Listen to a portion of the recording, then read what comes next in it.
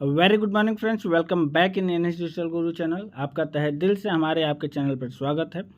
और आज का हमारा जो टॉपिक है वो है BA third semester sociology subject से यूनिट 5 का। ठीक है, content and meaning of social movement, natural definitions and characteristics of social movements. ठीक है, तो देखते हैं हमारा पहला क्वेश्चन क्या है। सामाजिक आंदोलन की परिभाषा दीजिए तथा आशय स्पष्ट कीजिए। ठीक है, सामाजिक परिवर्तन का परिभाषा देना है और उसके साथ साथ उसका आशय स्पष्ट करना है। ठीक है, तो देखते हैं सामाजिक आंदोलन की परिभाषा हम लोग आगे देखेंगे, अलग अलग लोगों का क्या क्या परिभाषा है। खुराना के अनुसार सामाजिक आंदोलन व्यक्तियों के परिवर्तन, प्रतिरोध, स्थायित्व तथा स्थिरता से संबंधित सामूहिक क्रिया का नाम है, जो सांस्कृतिक व्यवस्था द्वारा व्यक्तियों को प्राप्त होती है या उनका सामाजिक व्यवस्था से घनिष्ठ संबंध होता है। ठीक है, महात्मा गांधी के अनुसार सामाजिक आंदोलन समाज की वे अभिव्यक्तियां हैं जो समाज को यह संज्ञान कराती हैं कि सामाजिक व्यवस्था के लिए क्या उचित है तथा क्या अनुचित है। रुडोल्फ हेवरले के अनुसार सामाजिक आंदोलन का संबंध व्यक्तियों की इच्छा शक्ति तथा क्षमता के से होता है, जिसके ऐच्छिक परिप्रेक्ष्य में निश्चित समय निर्धारित स्थान तथा निरंतर प्रक्रिया की सीमा एक। ठीक है, क्या था? सामाजिक आंदोलन का संबंध व्यक्तियों की इच्छा शक्ति तथा क्षमता से होता है, जिसके ऐच्छिक परिप्रेक्ष्य में निश्चित समय निर्धारित स्थान तथा निरंतर प्रक्रिया की सीमा में एक व्यक्ति समूह अपना मूल्यांकन करता है। ठीक है, आगे देखते हैं। Doctor A.D. केसरी के अनुसार सामाजिक परिवर्तन एक विधि है जिसके माध्यम से किसी सामाजिक व्यवस्था के विरोध सामाजिक संरचना के संबंध उपायों में विरोध स्वरूप अपना अस्तित्व जमा करते हैं। ठीक है, हर्बर्ट ब्लूकट के अनुसार जीवन की दिशा को समायोजित एवं व्यवस्थित करने के लिए सामूहिक उद्यम का प्रयास ही सामाजिक परिवर्तन आंदोलन है। आगे देखते हैं। डॉक्टर अंबेडकर के अनुसार उचित समय पर उचित तथ्यों का विरोध ही वास्तविक सामाजिक आंदोलन है। ठीक है, आगे देखते हैं कौन है। नील जे स्मेलर के अनुसार मानवीय संबंधों, संस्थाओं तथा सामाजिक दशाओं के प्रति अनुकूलन ही सामाजिक आंदोलन है। उसके बाद कौन है। M.S.A. राव के अनुसार सामाजिक आंदोलन एक और तो वर्तमान परिस्थितियों के विरुद्ध असंतोष एवं असमित प्रकट करता है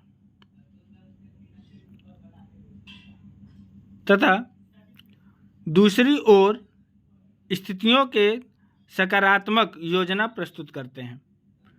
ठीक है, दूसरा क्वेश्चन क्या है। भारत के प्रमुख कृषक आंदोलन का संक्षिप्त वर्णन कीजिए। ठीक है, क्या है कृषक आंदोलन, पहले समझते हैं क्या होता है। भारत में अंग्रेज शासन के फलस्वरूप प्राचीन भारतीय कृषि व्यवस्था अस्त व्यस्त हो गई। भूमि पर अधित्व दबदबा बढ़ने के कारण कृषकों की दशा दयनीय हो गई। सरकारी कर तथा जमींदारों के शोषण से भारतीय किसान दरिद्रता और अभाव की जिंदगी से व्यस्त हो गया था। इसी के परिणाम स्वरूप कृषकों ने विद्रोह का स्वर फूट पड़ा और यह आंदोलन के रूप में उभरा। भारत के प्रमुख कृषक आंदोलन इस प्रकार हैं। आगे देखते हैं कौन कौन से हैं। संथालों का आंदोलन। संथाल लोग मानबूब, बड़ाबूब, हजारीबाग, मिदिनापुर, बाड़कुंडा तथा बीरभूम में रहते थे। 1793 की स्थायी भूमि का व्यवस्था द्वारा इनकी पैतृक भूमि जमींदारों द्वारा छीन ली गई। इसके बाद ये लोग राजगृह की पहाड़ियों में जा बसे और वहाँ कठोर परिश्रम करके जंगलों को काटकर कृषि योग्य भूमि का निर्माण किया। इस भूमि पर जमींदारों ने पुनः अपना दावा पेश कर दिया। इस दावे से क्षुब्ध होकर संथालों ने सिंधु तथा कान्हू के नेतृत्व में यह घोषणा कर दी कि वे देश को अपना अधिकार में ले लेंगे तथा अपनी सरकार स्थापित कर लेंगे। उन्होंने भागलपुर तथा राजमहल के बीच संचार तथा रेल व्यवस्था भंग कर दी। संथालों ने अंग्रेजी राज्य की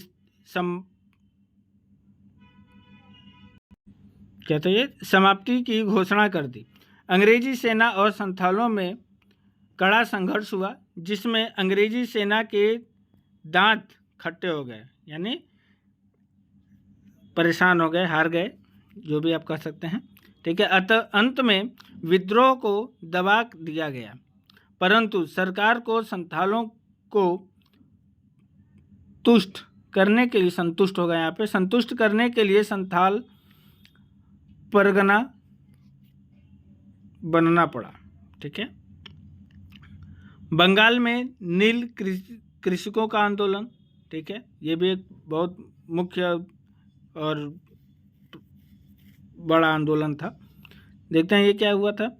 यह आंदोलन अंग्रेजी भूमि प्रतियों के विरुद्ध चलाया गया था, जो बंगाल तथा बिहार के जमींदारों से भूमि प्राप्त करके भूमिपति बन गए थे।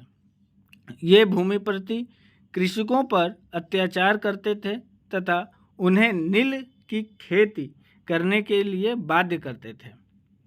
ठीक है। इससे तंग आकर कृषकों ने नील की खेती न करने का निश्चय किया। आंदोलन धीरे धीरे व्यापक हो गया और सरकार को नील आयोग की नियुक्ति करनी पड़ी। आयोग के सुझावों के फलस्वरूप नील उत्पादकों को बंगाल तथा बिहार से भागना पड़ा। तीसरा क्वेश्चन देखते हैं क्या है। सामाजिक आंदोलन की प्रकृति की विवेचना कीजिए। देखते हैं क्या है।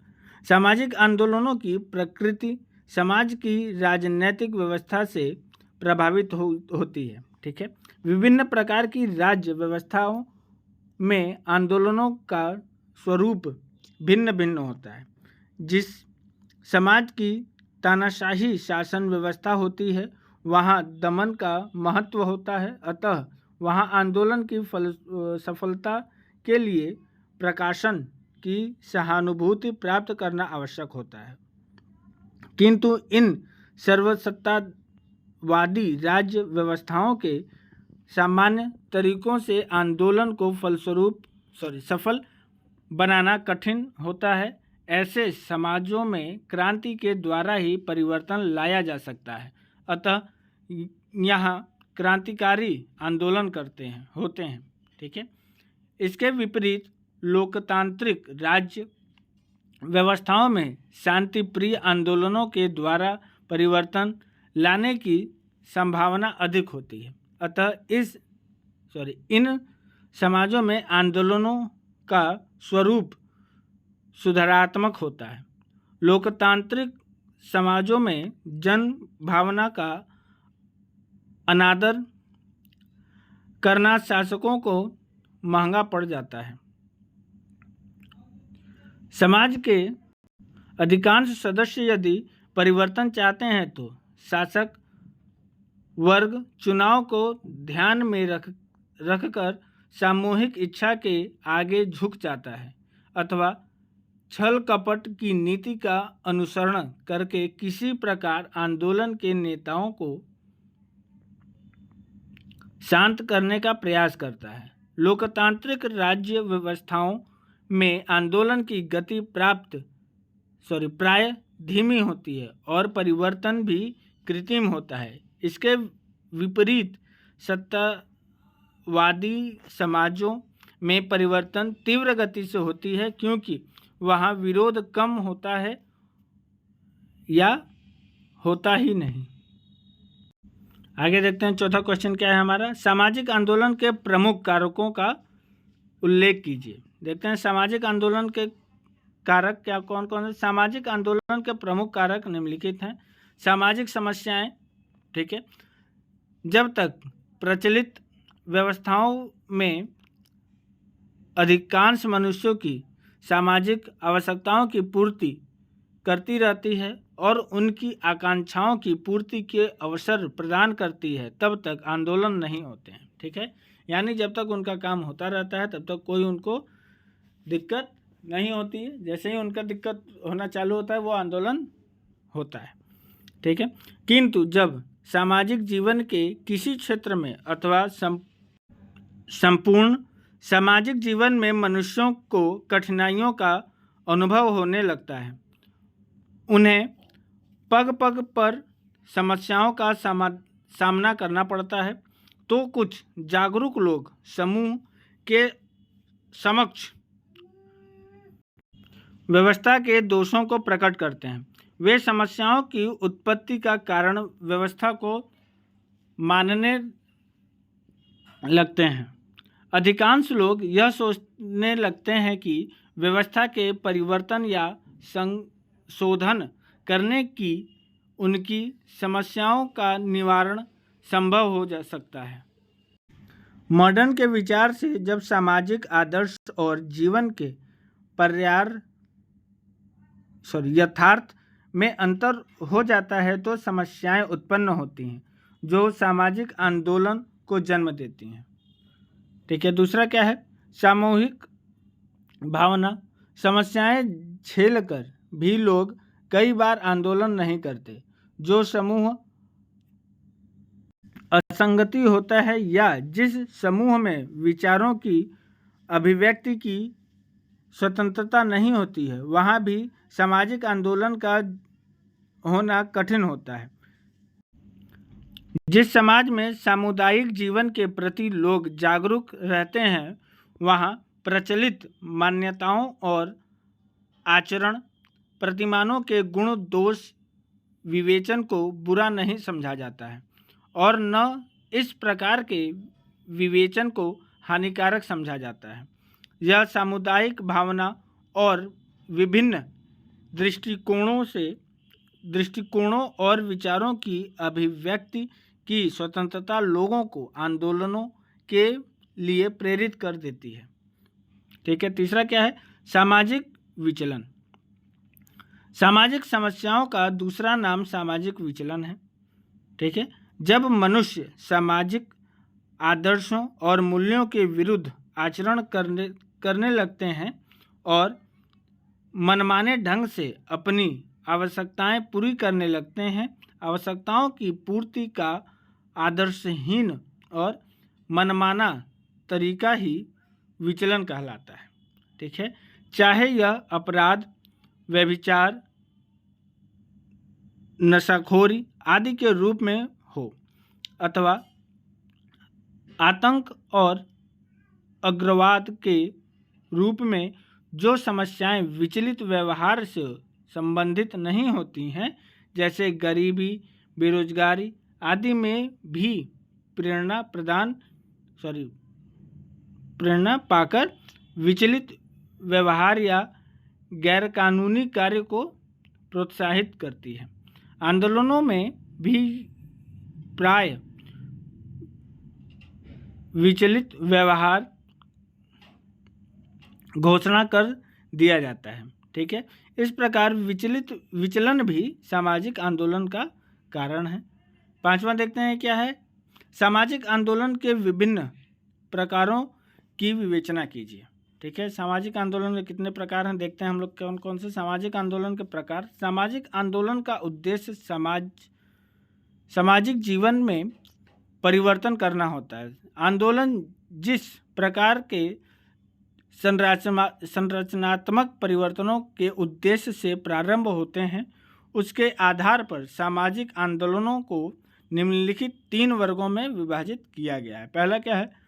सुधारवादी आंदोलन। बोलने से ही समझ में आ रहा है कि हमको जिस भी परिवेश को सुधारने के लिए जो भी आंदोलन किया जाता है उसे सुधारवादी आंदोलन कहते हैं। देखते हैं, वैसे पढ़ के हम लोग देखते हैं क्या चीज़ें हैं, समझते हैं उसको। सुधारवादी आंदोलन वे आंदोलन होते हैं जिनका उद्देश्य वर्तमान सामाजिक संरचना को पूर्ण बदलना नहीं होता है, बल्कि आंशिक परिवर्तन या संशोधन करना होता है। ठीक है, कहने का मतलब उसमें उनको पूरी तरह से उसको नहीं बदलना है, उसमें कुछ संशोधन करना चाहते हैं। ठीक है, किसी विशेष प्रकार की कठिनाइयों को दूर करने के लिए सुधारवादी आंदोलन किए जाते हैं। ठीक है, इन आंदोलनों का उद्देश्य सामाजिक और राजनीतिक सत्ता पदों पर अधिकार नहीं होता। ये आंदोलन खुले रूप में जनता की इच्छा और रुचि के आधार पर चलाए जाते हैं।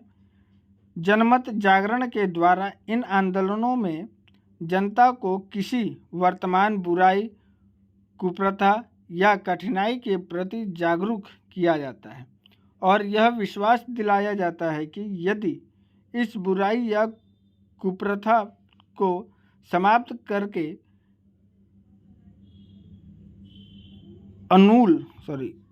अनूख नवीन व्यवस्था लागू की जाए अथवा केवल बुराई का निराकरण कर दिया जाए तो जनजीवन सुखी और उत्पन्न होगा। दूसरा क्या है? क्रांतिकारी आंदोलन। क्रांतिकारी आंदोलन का उद्देश्य संपूर्ण व्यवस्था को तुरंत बदल कर उनके स्थान पर नवीन व्यवस्था की स्थापना करना होता है। ठीक है, विदेशी सत्ता को समाप्त करके स्वतंत्र राज्य की स्थापना के लिए किए जाने वाले आंदोलन साम्यवादी या पूंजीवादी व्यवस्था तथा सामाजिक संरचना को समाप्त करके नवीन सामाजिक व्यवस्था अथवा समाजवाद की स्थापना करने के लिए किए जाने वाले आंदोलनों को क्रांतिकारी आंदोलन कहा जा सकता है। 1855 ई का संथाल जनजाति का विद्रोह, भारत की स्वतंत्रता के लिए होने वाला भारत छोड़ो आंदोलन, नक्सलवाद आंदोलन इत्यादि क्रांतिकारी आंदोलन है। ठीक है, क्रांतिकारी आंदोलन प्राय युद्ध के समान होते हैं जिसमें सत्ता पक्ष के विरुद्ध संघर्ष पाया जाता है। इन आंदोलनों से हिंसा एक सामान्य तत्व बन जाता है। ठीक है, यानी इन तरह के आंदोलनों में हिंसा होना ही होना है। उसके बाद क्या है? तीसरा क्या है? पुनरुत्थानवादी आंदोलन। इन आंदोलनों में जनता अपने इतिहास के पुराने आदर्शों और मान्यताओं को आधार पर नवीन समाज की रचना करनी चाहती है। इस प्रकार के आंदोलनों को राष्ट्रवादी आंदोलन भी कहा जाता है, क्योंकि प्राय प्रत्येक राष्ट्रवादी आंदोलन में भूतकाल के उत्तम और महत्वपूर्ण आदर्शों की पुनर्स्थापना करने का उद्देश्य निहित होता है। राष्ट्रवादी आंदोलन में समाज अपनी पतित अवस्था और दुखों की समाप्ति करने के लिए राष्ट्रवादी नेता अपने प्राचीन गौरव की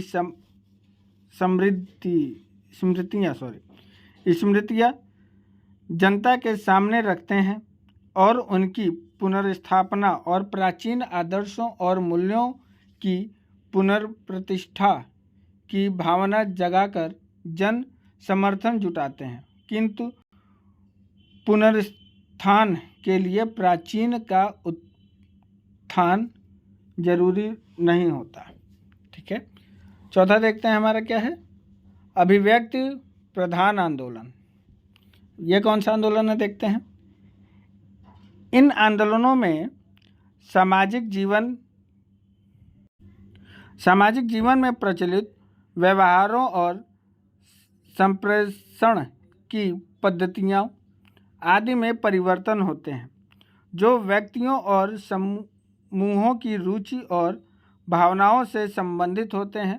आर्थिक आंदोलन और फैशन ऐसे ही आंदोलन हैं।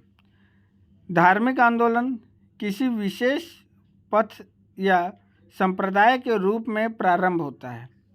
इसका प्रथम चरण एक भीड़ के रूप में प्रकट होता है जिसमें पारंपरिक समीपता और संघ भावना का प्रदर्शन किया जाता है। फिर यह भीड़ किसी आध्यात्मिक शक्ति का अनुभव करती है और उल्लास की भावनाओं का प्रदर्शन करती है जिससे व्यवस्थित स्वतंत्रता की अभिव्यक्ति होती है। धीरे धीरे इस प्रकार आंदोलन में भजन तथा अन्य भौतिक वस्तुएं भी शामिल हो जाती हैं। ठीक है फ्रेंड्स, आज के लिए इतना ही। हम लोग मिलेंगे अब नेक्स्ट वीडियो के साथ, अपने नेक्स्ट टॉपिक के साथ। तब तक अपना ध्यान रखें और जो लोग चैनल पर नए हैं एक बार ज़रूर से चैनल को सब्सक्राइब कर देंगे और जो भी चैनल में आपको या वीडियो में आपको त्रुटि समझ में आ रही हो एक बार ज़रूर से कमेंट करके हमको सूचित करने का कष्ट करें। Till then take care, bye.